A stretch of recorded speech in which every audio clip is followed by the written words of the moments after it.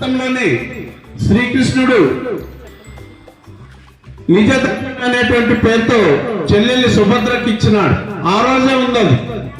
మరి ఈరోజు కొత్తగా వచ్చిందేం కాదు. అది ద్వాపర యుగంలోనే ఆండ్రాయిడ్ ఫోన్ వాడినటువంటి గొప్ప చరిత్ర కలిగినటువంటిది భారతదేశంలో ఉన్నాం. అదేవిధంగా ఈనాడు ప్రజలందరూ కూడా అనేక పనుల్లో నిమగ్నమై మానసిక ఒత్తిడికి గురవుతున్నటువంటి నేపథ్యంలో 2014లో భారతీయుల యొక్క ప్రపంచం యొక్క ప్రజల యొక్క ఒత్తిడిని గమనించి మొట్టమొదటిసారి అంతర్జాతీయ స్థాయిలో 2014 సెప్టెంబర్ అంతర్జాతీయ స్థాయిలో మోదీ గారు ఈ ఐక్యరాజ్య సమితిలో ఈ యోగాని ప్రవేశపెట్టాలని చెప్పేసి ప్రతిపాదించడం జరిగిందన్నమాట.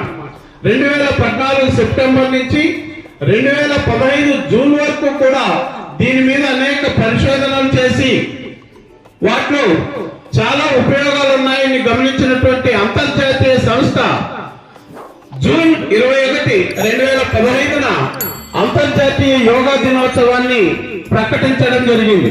మరి ఈ రోజు జూన్ 21ని ఎందుకు ప్రకటించడం జరిగిందంటే ఈ రోజు పగటి సమయం ఎక్కువగా ఉంటుంది, రాత్రి సమయం తక్కువగా ఉంటుంది.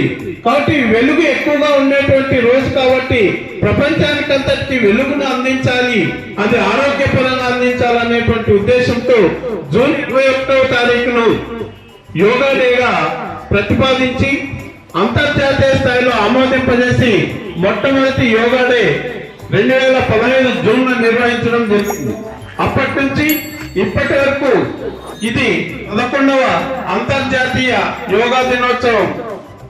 ప్రపంచవ్యాప్తంగా కూడా ఈ రోజు ఈ యోగా డేను నిర్వహిస్తూ మరి దీని యొక్క ప్రాముఖ్యతను తెలియజేస్తూ మీకు ఎప్పుడు వీలుంటే అప్పుడు 10 నిమిషాల నుంచి అర్ధగంట మీరు యోగా చేస్తే చాలు, మీకున్నటువంటి మానసిక ఒత్తిళ్లన్నీ తొలగిపోతాయి, మీ శరీర రుగ్మతలన్నీ తొలగిపోతాయి, మీరు ఆరోగ్యంగా ఉండగలుగుతారనేటువంటి ఉద్దేశంతో శ్రీ నరేంద్ర మోడీ గారు ఈ యొక్క యోగాను ప్రపంచానికి పరిచయం చేయడం జరిగింది.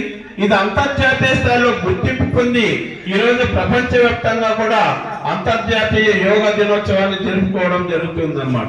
అంతటి ప్రాముఖ్యత కలిగినటువంటి ఈ యోగా డేను మన పాఠశాలలో కూడా నిర్వహించుకోవడం, మీకందరికీ అవగాహన కల్పించడం, మిమ్మల్ని అందరినీ ఆరోగ్యవంతులుగా తీర్చిదిద్దాలి అనేటువంటి ఉద్దేశంతో మన రాష్ట్ర ప్రభుత్వం ఈ సంవత్సరం మన రాష్ట్ర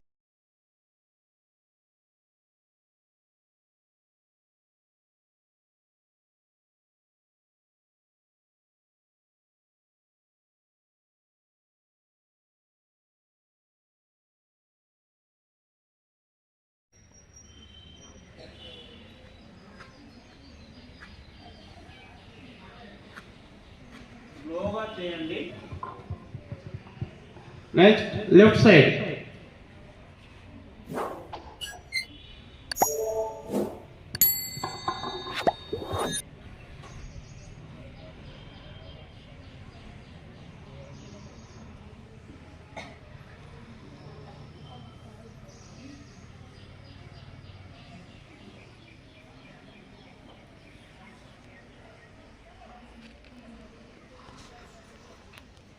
మిగతా బెండ్ అయినప్పుడు గాలి లోనికి పీల్చుకోవాలా, రైట్ సైడ్ పైకి వచ్చేటప్పుడు గాలి వదిలేసేయాలి.